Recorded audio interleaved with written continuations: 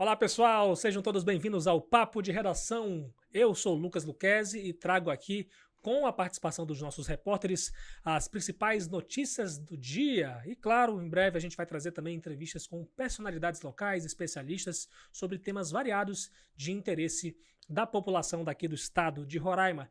E desde já eu quero incentivar vocês a interagir conosco pelos comentários do YouTube. É facinho aí você mandar a sua crítica, a sua sugestão de matéria, algum comentário sobre alguma discussão que a gente tenha abordado aqui no Papo de Redação.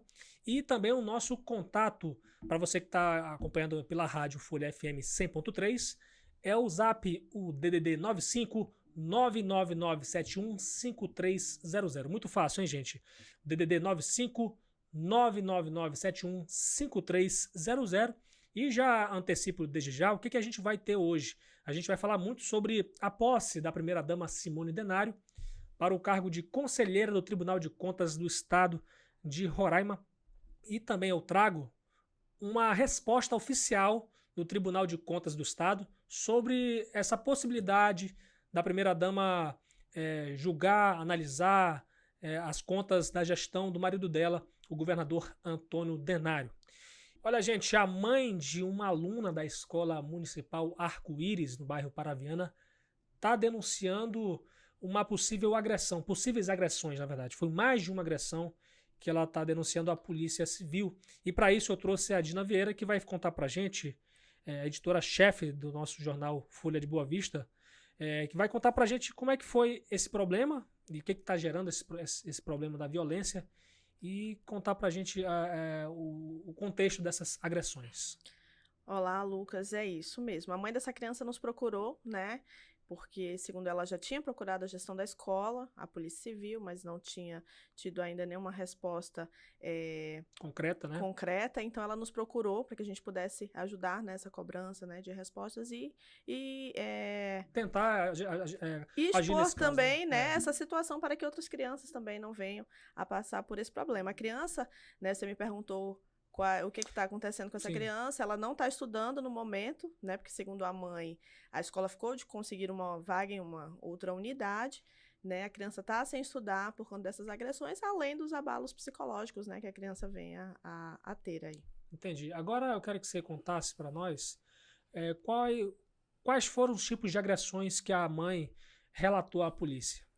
Sim, ela conta que a primeira agressão ocorreu ainda no mês de março, né, que teria sido uma professora. Uhum. Ela teria segurado no braço da menina, né, e quando ela chegou em casa, foi dar banho na criança, ela percebeu marcas de unha, né, no braço da garota. Sim. Né? E aí foi feito um primeiro boletim de ocorrência, que, segundo ela, não foi feito nada ainda não foi ouvida, isso, né? Não foi tido nenhuma providência a respeito, nem foi chamada para ser ouvida. Não sei se essa professora foi chamada também, que a gente não recebeu ainda essa resposta. Entendi. E aí, logo depois, né, uma outra agressão, só que dessa vez teria sido com um coleguinha, né? E aí, nesse caso, ela questiona a falta de cuidadores, porque essa criança que teria agredido a filha dela, ela precisa de um atendimento especializado, né? Uhum. E aí, essa criança, por não estar com um cuidador, teria também agredido a filha. E agora, essa última agressão que teria ocorrido na segunda-feira, né? Que teria sido uma professora de educação física, né? Que teria, segundo a mãe, deixado as marcas, né? Que inclusive estão nas fotos que ela nos enviou, está na matéria completa. Entendi. E o que a Secretaria Municipal de Educação e Cultura, a SMEC, ela já se posicionou, porventura, sobre esse caso? Tomou alguma providência? O que a gente conseguiu de resposta da SMEC? Não, até agora não. A gente procurou ainda anteontem, né? Faz já 2 dias que a gente está aguardando essa resposta. Não podíamos mais segurar a matéria, então a gente publicou a matéria, mas sem resposta da Secretaria de Educação por enquanto. Então fica aí, desde já, novamente aberto o espaço para a Secretaria Municipal se posicionar a respeito de um caso, porque são 3 relatos de agressões, né? E, claro, evidentemente tem que ser apurado tudo isso aí se for o caso, evidentemente, da Polícia Civil e também da própria Secretaria, né, Gina? Isso, Lucas. Logo depois que a matéria já tinha sido publicada, a mãe da criança voltou a nos procurar, né? Nem está na matéria essa informação, mas de que uma outra mãe entrou em contato com ela e relatou que o filho também teria sofrido agressão nessa mesma escola. Entendi. E essa mesma mãe que está denunciando as agressões, ela também cobra um posicionamento da Polícia Civil, né? Sim, ela disse que nunca foi chamada para prestar mais esclarecimentos, né? Para que o inquérito pudesse caminhar. Então, a gente também procura a Polícia Civil, mas até o momento também não obtivemos nenhuma resposta. Então, tá certo. Com a palavra, as autoridades, né, tanto a Polícia Civil quanto também a Secretaria Municipal de Educação e Cultura, uma vez que mais de um relato, né, realmente é uma coisa que a gente tem que acender o alerta aí para a gente poder, para evitar que mais casos aconteçam como esses, né? Quero agradecer a sua participação aqui, Dina, e desde já deixar sempre aberto o espaço para você repercutir conosco as notícias do dia. Muito obrigada. Olha, enquanto a gente estava falando sobre esse caso da agressão à menina da Escola Municipal Arco-Íris, no bairro Paraviana, a Polícia Civil enviou para a gente uma nota esclarecendo essa apuração. Veja bem, a nota da polícia diz o seguinte: confirma, nesse caso, que foram registrados 3 boletins de ocorrências relatando os fatos e que as investigações ocorrem no Núcleo de Proteção à Criança e ao Adolescente, NPCA. Em um dos casos, foi requisitado o exame de corpo de delito da vítima, sendo que a autoridade policial já requisitou o laudo pericial. A Polícia Civil esclarece ainda que o caso está sendo investigado e que as pessoas envolvidas nos fatos estão sendo intimadas para esclarecimentos.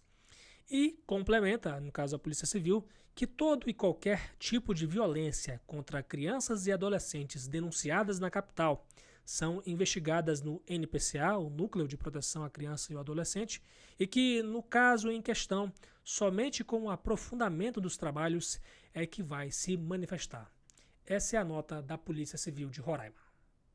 Olha, minha gente, a distribuição de medicamentos à base de canabidiol foi tema de discussão na Câmara dos Deputados em Brasília. E para isso, eu trouxe o Vinícius Gonçalves, meu colega de redação aqui, repórter do Grupo Folha de Comunicação, que vai falar para a gente essa discussão que foi colocada em pauta em Brasília, inclusive por um deputado de Roraima, né, Vinícius? Pois é, Lucas. A Comissão de Defesa dos Direitos da Pessoa com Deficiência debateu ontem em audiência pública a inclusão do derivado de cannabis, né, o canabidiol, em medicamentos essenciais da lista do RENAME, né? O RENAME ele reúne ali as relações de medicamentos que são considerados essenciais, né, no Brasil, e os medicamentos que tem canabidiol, né, na sua forma, eles estão aí, né, tem aí nessa discussão, né? Sim. Se eles devem ou não ser incluídos nessa lista, né? E aí possibilitar que o SUS disponibilize esses medicamentos para mães que precisam incluir seus filhos, né, seus filhos em tratamentos, né, de algumas doenças, principalmente doenças mentais. A iniciativa foi do deputado Ronemense, né, como você trouxe no assunto, o deputado Zé Haroldo Catedral, que é inclusive vice-presidente da comissão. Entendi, pois é um assunto que já tem se arrastado vários anos já, na verdade, se discute isso no Brasil, né? A legalidade, a inclusão de medicamentos, né, essenciais para poder auxiliar esses tratamentos de saúde, né? E a gente também, eu queria que você destacasse, Vinícius, sobre as entidades que participaram desse evento na Câmara dos Deputados. Pois é, Lucas, estiveram presentes vários representantes, né, de várias entidades, né? A gente teve representante do Ministério da Saúde, né, o Rodrigo Caride Alegre de Almeida, né? Teve conselheiro do Conselho Federal de Medicina, teve representantes ali de entidades que defendem ali o uso da cannabis medicinal, né, representantes da Anvisa, enfim, todos eles debateram ali esse tema, que é um tema pertinente, né? A gente está falando aqui, a discussão do canabidiol não está necessariamente ligada a uma discussão sobre o uso da maconha, né? A gente está falando de duas situações diferentes. Uma é o princípio ativo da maconha, que é o canabidiol, né? Outra é a discussão sobre a legalização, né? A descriminalização da droga mesmo, da maconha, enfim. São duas questões separadas, né? E essas duas estão sendo discutidas, né? As mães de associações, né, que defendem o uso medicinal da cannabis para tratamento de doenças, né? As mães defendem aí que esses medicamentos sejam incluídos aí, esses medicamentos à base de canabidiol sejam incluídos aí na lista de medicamentos, essa relação, né? O que poderia provocar, né, um avanço ali em termos de tanto no tratamento das doenças, né? Quanto na própria discussão mesmo sobre avanços ali na medicina, né? Nos próximos anos aqui no Brasil. Vinícius, eu queria que você destacasse o que foi pontuado em geral nessa audiência e o que foi proposto, enfim, nessa reunião. Pois é, Lucas, o que foi pontuado principalmente são os benefícios, né, terapêuticos que os medicamentos à base de canabidiol proporcionam em tratamentos de diversas doenças. Né, houve ali falas de representantes, né, de institutos que defendem o uso do canabidiol, né, inclusive teve a deputada roraimense Catarina Guerra, que também participou, né, dessa audiência.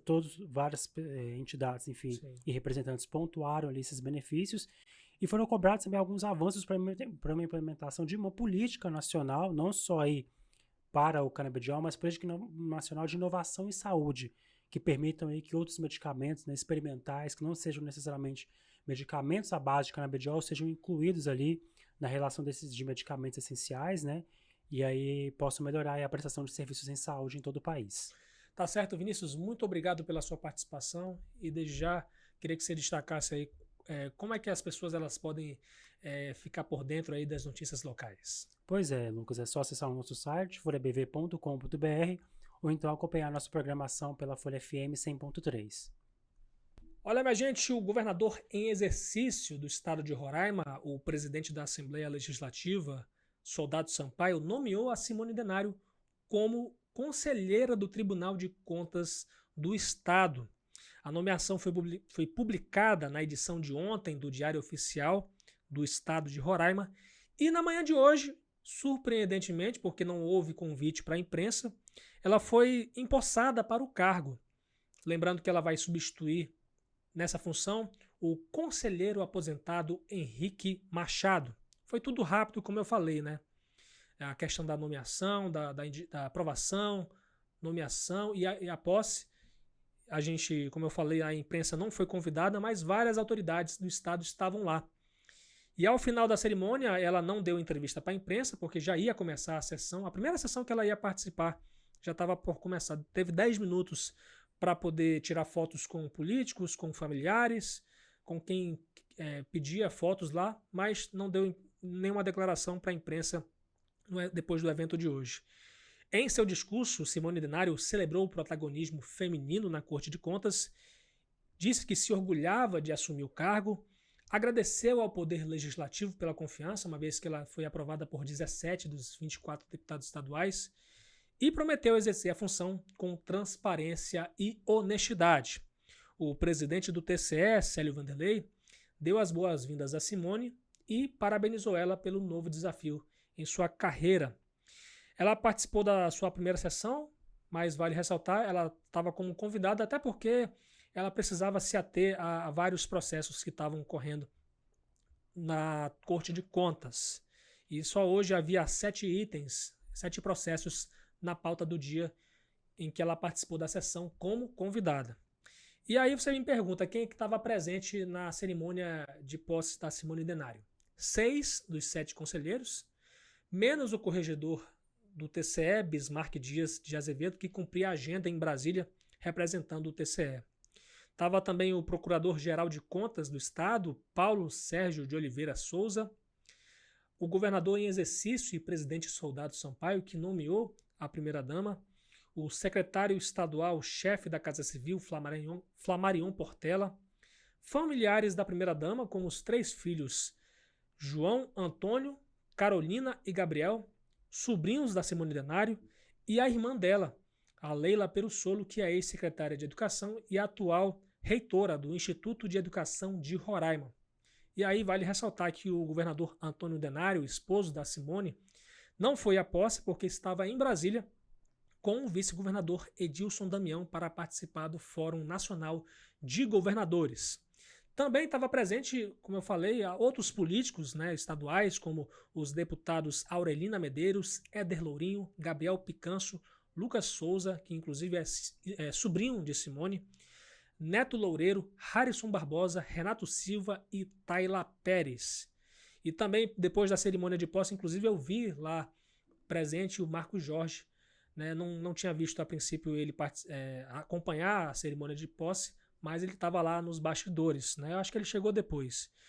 E o que diz o Tribunal de Contas do Estado sobre essa eterna pergunta: será que ela pode realmente julgar as contas do marido, governador? Pode analisar, participar de votações sobre processos envolvendo o governo do Estado, enquanto ele é governador, o Antônio Denário é governador? E aí é o seguinte, eu destaquei aqui 2 trechos que a Corte de Contas enviou para a gente, né? Eu fiz um questionamento para o TCE, e o primeiro trecho diz o seguinte, abre aspas para o Tribunal de Contas do Estado de Roraima. Não existe a possibilidade da conselheira Simone Soares de Souza analisar as contas ou qualquer outro processo referente ao governador Antônio Denário ou sua gestão. Esse é o posicionamento oficial do TCE Roraima, com fundamento nos artigos 86A e 86B da Lei Complementar 006 de 94, que é a lei orgânica do Tribunal de Contas do Estado, que tratam dos impedimentos e suspeição de conselheiro para analisar as contas ou qualquer outro processo. E aí enviou uma série de fundamentações legais, né, citando inclusive artigos do regimento interno, né, da lei orgânica do tribunal. E eu separei outra resposta que o tribunal deu também. Abre aspas para o tribunal. Em nenhuma hipótese, isso, no caso, a Simone participar de votações, de análise de contas do governador, né, ou qualquer outro processo referente ao governador Antônio Denário ou sua gestão. Caso a conselheira Simone Soares de Souza seja sorteada como relatora de algum processo referente ao governador Antônio Denário, automaticamente será designado como novo relator nesse caso. No presente caso, os acessórios seguem o principal. Assim, se a conselheira Simone Soares de Souza está por força do regimento interno do Tribunal de Contas de Roraima e a lei orgânica do Tribunal de Contas de Roraima impedida ou suspeita de analisar qualquer processo referente ao governador Antônio Denário ou sua gestão, automaticamente ela não poderá votar nos referidos processos. Esse é o posicionamento da Corte de Contas do Estado de Roraima sobre se a Simone Denário pode ou não participar de votações, de análises de processos referentes à gestão do governador que é esposo dela. Hoje vai ser exibido em Boa Vista um documentário que vai contar a trajetória de uma fotógrafa que é especializada no trato aí, nas conversas, né, no diálogo com os indígenas Yanomami, indígenas daqui do estado de Roraima. E para isso eu trouxe a Isabela Cádiz, minha colega repórter do Grupo Folha de Comunicação, que eu trago ela porque ela é especializada em cinema, né? Então nada melhor do que ela também falar desse documentário, né, sobre a fotógrafa Cláudia Andujá. E eu queria que você falasse o que esse documentário vai falar, Isabela. Oi, Lucas, tudo bem? Então, o documentário se chama Gyuri, né? Perdão se eu estiver pronunciando errado. E ele ali vai contar a trajetória da fotógrafa Cláudia e um pouquinho ali de como ela chegou até os Yanomami e toda a trajetória dela com eles e um pouquinho, né, antes até ela chegar ali. Então, é uma história bem emotiva ali que vai contar quase uma biografia, né? Entendi. Qual é o horário de exibição? Já são hoje agora 6 horas, passamos de 6 horas da tarde, e daqui a pouquinho, inclusive, né, uma dica já para o pessoal que está ouvindo aí a gente, né? Exatamente, vai ser daqui a pouquinho no Cine Sesc, ali no bairro Messejana, né, às 19 horas em ponto, e a entrada é franca. Olha só que legal. Pois é, uma boa dica para você que está aí ouvindo a gente, assistindo para quem está nas redes sociais, daqui a pouco, hein, 7 horas da noite, espaço aí lá do Sesc Messejana, uma entrada gratuita, uma boa dica para a gente que está, inclusive, beirando o fim de semana e que, principalmente para a gente que gosta de cinema como eu e Isabela, né, Isabela? Exatamente. Agora eu queria te perguntar quem são os personagens do documentário, além da Cláudia Andujá, evidentemente. Tem alguns personagens importantes também para os indígenas Yanomami. Então, além da Cláudia, né, toda a trajetória dela, a gente também vai ter o xamã Davi Kopenawa, o ativista Carlos Aquini e também a interlocução do filósofo húngaro Peter Peubart. Muito bom, muito boa dica aí. E essa produção, inclusive, vai ser exibida nos cinemas, né, Isabela? Sim, isso é muito legal, muito bom para a representatividade Yanomami, né? E vai estrear nos cinemas agora no dia 7 de julho, com a distribuição do Descoloniza Filmes. E a gente, claro, evidentemente vai acompanhar, né, até porque já é um filme que já tem alguns anos de lançado, mas também já está ganhando seu espaço, né, seu reconhecimento perante a sociedade. E é muito importante com que a cultura Yanomami, que é, na verdade, a nossa base aqui do estado de Roraima, para o mundo todo conhecer, evidentemente, a história, a trajetória de ativismo, né, principalmente do Davi Kopenawa, né, um grande parceiro aí da Cláudia Andujá nessa caminhada em prol da defesa da floresta, em defesa também dos povos indígenas do mundo todo, na verdade, não só o Yanomami. Muito obrigado pela sua participação, Isabela, e até a próxima. Até a próxima com mais novidades do mundo do cinema. Então, minha gente, antes de me despedir do papo de redação de hoje, eu quero ler alguns comentários, né, do pessoal das redes sociais que está também mandando comentários e sugestões para a gente abordar aqui durante o papo de redação. Eu quero ler o comentário aqui. Deixa eu abrir aqui pelo menos uma transmissão nossa. Algumas transmissões, na verdade, eu vou ler aqui e fiquei devendo, na verdade, né, ler esses comentários. A Valquíria Domingues parabenizou aqui a nossa iniciativa. O Matheus Silva Pinheiro falou que gosto, mas acho que falou do podcast, não falou exatamente do que ele gostava, né? Deixa eu ver outro comentário aqui. Olha só. E eu provoquei, né? Falei que o pessoal pode criticar, falar mal da gente, né? Só que eu não sei, eu fiquei na dúvida como é que foi esse comentário aqui. A Bernadette Santa Cruz disse: esse aí sempre foi abobalhado. ela não se referiu a quem. Se foi alguma coisa, algum assunto aí do terceiro episódio, ou foi em relação a mim. Mas aí fica a dica, né? Fica a crítica que ela deu aí para alguma coisa, só que precisava realmente detalhar o que era, né? Deixa eu ver se tem mais algum outro comentário, minha gente. No episódio que foi exibido agora terça-feira, o Reni Adonai disse assim: parabéns pelo trabalho, mas fica mais uma sugestão. Está na hora do Grupo Folha retomar com força total com o esporte. Acho que você poderia fazer um bate-papo sobre o esporte local e nacional. Muito obrigado, Reni, pela sugestão, pela dica, né? Todos vocês sabem o quanto eu amo o esporte. Não é à toa que boa parte da minha carreira foi baseada na cobertura jornalística do esporte. Muito obrigado aí pelo comentário e, desde já, deixar sempre aberto o espaço para todos vocês comentarem, dar sua dica, sugestão de matérias para a gente poder abordar no nosso podcast, né, e também no nosso portal folhabv.com.br. Aí é só comentar, é fácil, gente. Na seção de comentários do YouTube ou pelo Zap, o 95999715300. Quero deixar as nossas redes sociais para você seguir, além do YouTube, @tvfolhabv. Você pode nos seguir no Instagram, no Twitter e no Facebook. É só procurar por @folhabv. A apresentação e produção é minha, Lucas Luquezzi. A edição é de Fabiano Lopes e o apoio técnico de Rio Ferreira e Aduan Figueiredo. Muito obrigado pela sua companhia e até a próxima.